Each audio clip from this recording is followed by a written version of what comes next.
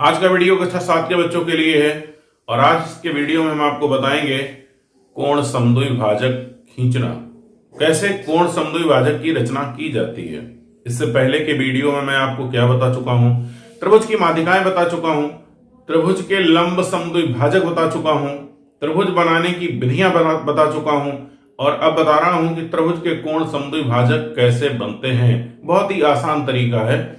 जल्दी से अपनी किताब निकालिए और उसके पृष्ठ संख्या 123 को आप निकाल के रखिए। सबसे पहले हम आपको बता दें कि कोण समद्विभाजक होता क्या है।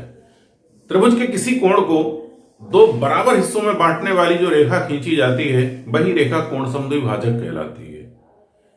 ये कोण है, यहां से एक रेखा खींच दें, बराबर बराबर ये दो हिस्सों में बात करते हैं। विशेषता क्या होती है कोण समद्विभाजक की? कोण समद्विभाजक की दो विशेषताएं होती हैं, आपके सामने लिखी हैं। पहली विशेषता, तीन कोण होंगे त्रिभुज में, तीनों कोणों को समद्विभाजक करने वाली रेखा किसी एक बिंदु पर एक दूसरे को प्रतिच्छेद करती है। यानी तीनों कोण समद्विभाजक रेखाएं त्रिभुज के अंदर किसी एक बिंदु पर एक दूसरे को काटती हैं। जहां पर काटती हैं उसी का नाम संगमन बिंदु होता है और वह बिंदु त्रिभुज का अंतः केंद्र होता है। ये दो विशेषताएं होती हैं संगमन की। पहला प्रश्न ये है कि कुछ माप दी है, किसी त्रिभुज को तीनों भुजाओं से बनाना है, किसी त्रिभुज को दो कोण और एक भुजा से बनाना है, किसी कोण को तीनों कोणों से बनाना है। जैसे भी बनाना है आपको त्रिभुज की रचना करनी है और करने के बाद करना क्या है, आपको बताना यह है। सबसे पहले तो कोण समद्विभाजक खींचने हैं त्रिभुज की रचना करने के बाद, और फिर आपको यह ज्ञात करना है क्या कोण समद्विभाजक संगामी हैं। संगामी है का मतलब क्या कोण समद्विभाजक खींची गई रेखा त्रिभुज के अंदर किसी एक बिंदु पर मिलती हैं। हाँ, जरूर मिलेंगी, क्योंकि यही उसकी विशेषता है। और अगर नहीं मिलती हैं तो आपकी रचना गलत है, आपका चित्र गलत है, दोबारा से आपको बनाना पड़ेगा। पहले प्रश्न की तरफ है, ध्यान दीजिए। आप दी गई माप से त्रिभुज बनाकर उनके कोणों के समद्विभाजक खींचिए और ज्ञात कीजिए क्या कोण समद्विभाजक संगामी हैं। त्रिभुज को बनाने की माप दी है, तीन भुजाएं दी हैं। पहली जो रचना करनी है, तीन भुजाएं दी हैं। पहली भुजा 3.4 सेंटीमीटर, दूसरी भुजा 4 सेंटीमीटर और तीसरी भुजा 2.5 सेंटीमीटर। आप इस प्रश्न को कॉपी पर हल कैसे करेंगे? सबसे पहले जो प्रश्न में दिया है उसे लिखेंगे, दिया है इंग्लिश में लिखेंगे गिवन दैट त्रिभुज की भुजाएं 3.4 सेंटीमीटर, 4 सेंटीमीटर, 2.5 सेंटीमीटर। फिर आपको लिखना है दूसरा स्टेप, रचना करनी है। रचना क्या करनी है? त्रिभुज एबीसी की एवं त्रिभुज के कोण समद्विभाजक की रचना करनी है। और आपको तीसरी चीज कुछ ज्ञात भी करना है। ज्ञात क्या करना है? कोण समद्विभाजक संगामी हैं। अभ्यास 5 ही शुरू होने से पहले ये जो मटेरियल आपके सामने लिखा है यही वो इंपॉर्टेंट क्लू है जिससे आप इस अभ्यास के अंदर पहुंचेंगे गहराई तक। तो हमेशा ये चीजें जो अभ्यास शुरू होने से पहले लिखाई जाती हैं, इसे अपनी कॉपी पे जरूर नोट कर लें अभ्यास शुरू होने से पहले। अब बात पहले प्रश्न की तरफ है। रचना करने के लिए सबसे पहले हम एक रेखा 3.4 सेंटीमीटर की खींचते हैं। 3.4 सेंटीमीटर की रेखा खींचने के बाद दूसरी भुजा की माप 4 सेंटीमीटर इस तरीके से प्रकार में भरते हैं और ऐसे एक चाप लगाते हैं। फिर तीसरी भुजा कितनी है? 2.5 सेंटीमीटर की दूरी प्रकार में भरेंगे और दूसरे बिंदु पर प्रकार की नोक रखेंगे और ऐसे एक चाप लगाएंगे। ये दोनों चाप जहां पर एक दूसरे को काटते हैं वहां से इस बिंदु को और इस बिंदु को मिलाएंगे। इस बिंदु को मिलाने से पहले इनका कोई ना कोई नाम दे दें। ए, बी, जहां पर दोनों ने काटा वहां सी। बनाने का तरीका यह है, इस त्रिभुज को एक भुजा तो आप पैमाने से खींचेंगे, दो भुजाएं जो दूसरी दो भुजाएं बची हैं खींचने के लिए एक बिंदु से प्रकार में दूरी भरकर ऐसे एक चाप लगाएंगे। फिर दूसरी दूरी प्रकार में भरकर दूसरे बिंदु बी पर प्रकार की नोक रखे ऐसे एक चाप लगाएंगे। दोनों चाप एक दूसरे को जहां काटेंगे वही त्रिभुज का तीसरा बिंदु होगा। उस कटान बिंदु से इसको और इसको मिलाएंगे, एक त्रिभुज की रचना होगी। त्रिभुज एबीसी की रचना हो जाने के बाद आपको खींचने हैं कोण समद्विभाजक। कोण समद्विभाजक खींचने का तरीका क्या है ये हम आपको बता रहे हैं। जो भी आपकी इच्छा करे प्रकार में वो दूरी भरें। एक चाप यहां, एक चाप यहां, जहां पर ये चाप एक दूसरे को काटें, यहां और यहां। हमारा चाप बड़ा है, इसने त्रिभुज के बाहर काटा।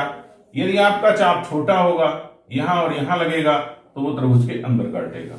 फिर दूसरे बिंदु पर प्रकार की नोक रखेंगे, एक चाप यहां और एक चाप यहां।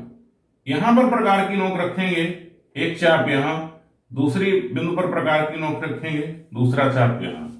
फिर तीसरे कोण को समद्विभाजक करने का तरीका यह है कि बिंदु सी पर प्रकार की नोक, एक चाप यहां और दूसरी भुजा पर एक चाप यहां। जहां पर आपने चाप लगाए हैं वहीं पर पुनः प्रकार की नोक रखेंगे, एक चाप यहां लगाएंगे और दूसरा चाप यहां लगाएंगे। अब ये चीज, इन बिंदुओं को जब हम इससे इसे मिलाएंगे, बी से इस क्रॉस बिंदु को मिलाएंगे, सी से इस क्रॉस बिंदु को मिलाएंगे, तो ये जो रेखाएं खींचेंगी, रेखाएं खींचने के बाद इस एक कोण को समद्विभाजक करने वाली जो रेखा आपने खींची है उसे हम P नाम दे देंगे। बी कोण को समद्विभाजक दो बराबर हिस्सों में बांटने वाली जो रेखा खींची है उसका नाम Q दे देंगे। सी बिंदु को दो बराबर हिस्सों में बांटने वाली जो रेखा खींची है उसका नाम R दे देंगे। अब आप रचना के चरण में लिखेंगे क्या? सर्वप्रथम त्रिभुज एबीसी की रचना की, फिर कोण ए, कोण बी, कोण सी के समद्विभाजक पी क्यू आर खींचे। पी क्यू आर खींच दिए।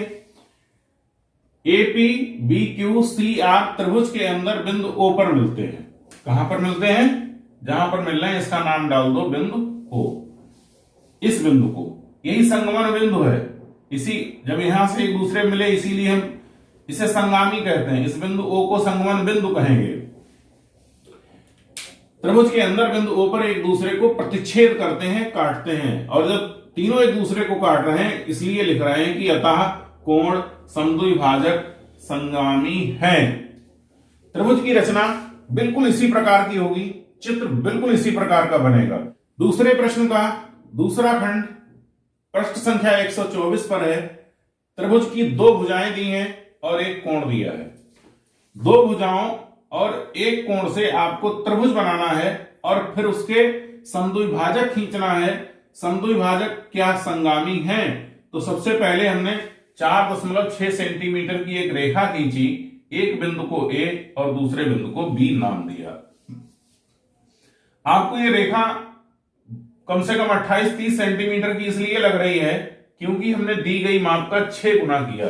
4.6 सेंटीमीटर का इतना सा चित्र इस व्हाइट बोर्ड पे अगर मैं बनाऊंगा तो वो आपके समझ में नहीं आएगा कि आखिर बना क्या है।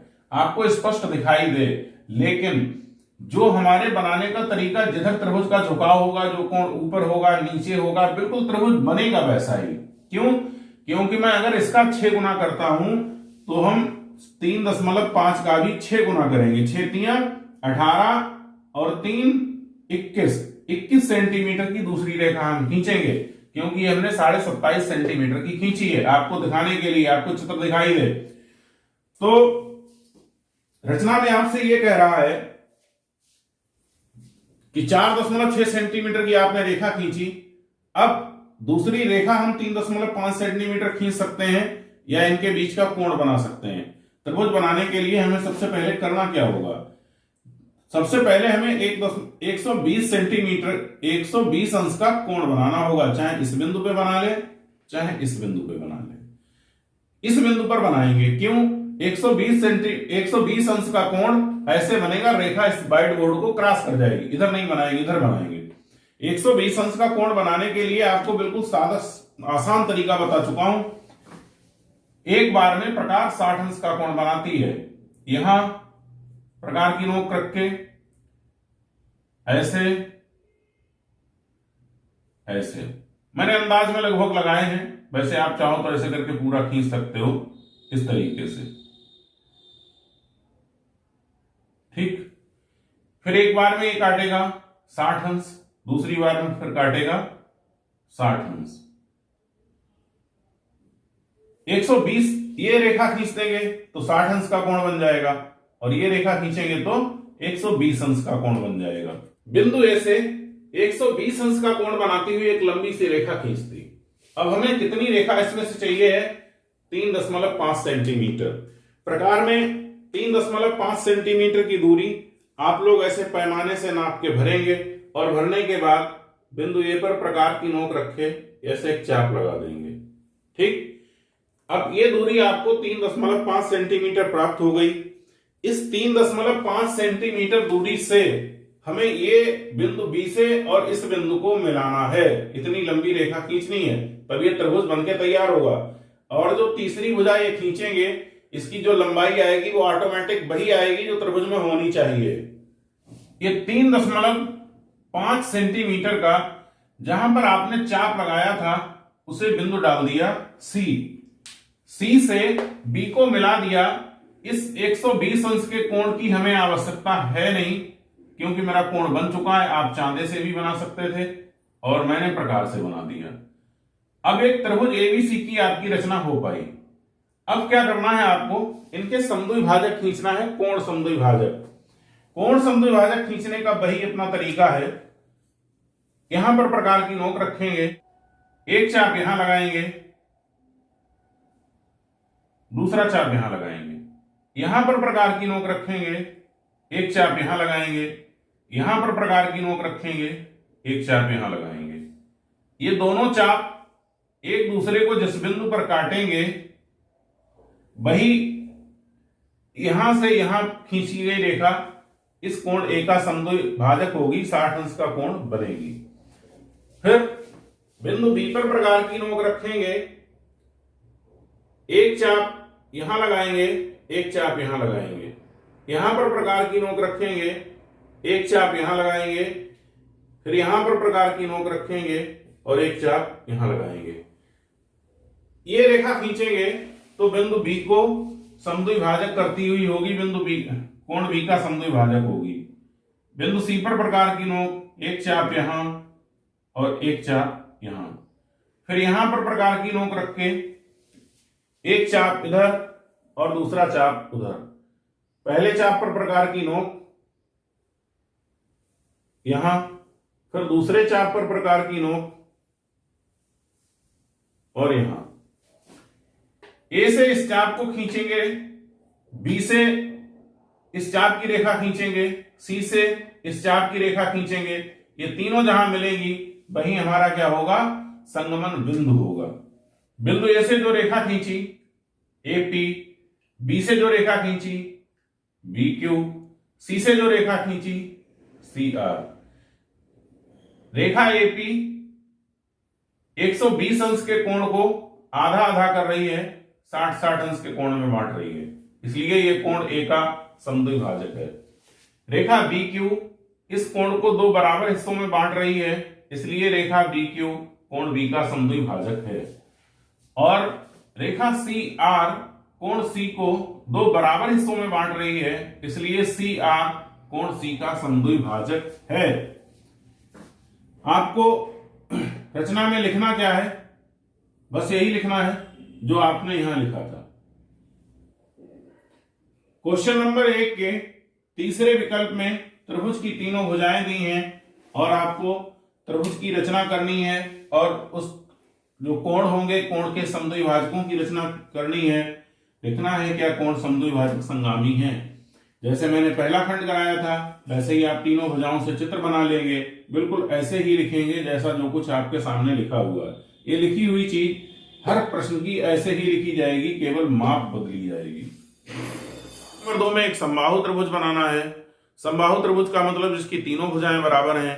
आप कोई एक माप ले लीजिए, चाहे 6 सेंटीमीटर, चाहे 5 सेंटीमीटर, चाहे 4 सेंटीमीटर, चाहे 10 सेंटीमीटर, और वही दूरी से तीनों भुजाएं खींचकर आप उसके समद्विभाजक खींचेंगे, कोण समद्विभाजक खींचेंगे, वो एक बिंदु पर मिलेंगे, वही बिंदु संगमन बिंदु होगा। उस केंद्र बिंदु से त्रिभुज के अंतः केंद्र से चारों तरफ आप एक रेखा भी खींच, एक वृत्त भी खींच सकते हैं, क्योंकि समबाहु त्रिभुज का अंतः केंद्र परिकेंद्र भी होता है। त्रिभुज के चारों तरफ वृत्त भी खींचा जा सकता है उसी से, और वही आपका लंब केंद्र भी होगा। सारी चीजें वही होंगी क्योंकि त्रिभुज समबाहु त्रिभुज है। आज के वीडियो में इतना ही। शेष आपके लिए लगातार हमारे साथ अच्छे से रेखागणित पढ़ते रहिए। हमें लगता है कि हम आपको कक्षा जैसी शिक्षा का अनुभव करा रहे हैं। जैसी क्लास में मैथ पढ़ाई जाती है वैसा ही हम आपको पढ़ाने का प्रयास कर रहे हैं और कोशिश कर रहे हैं आपको उतना ही समझ में आए जितना कक्षा के अंदर बच्चों को समझ में आता है। आप लगातार पढ़ते रहिए।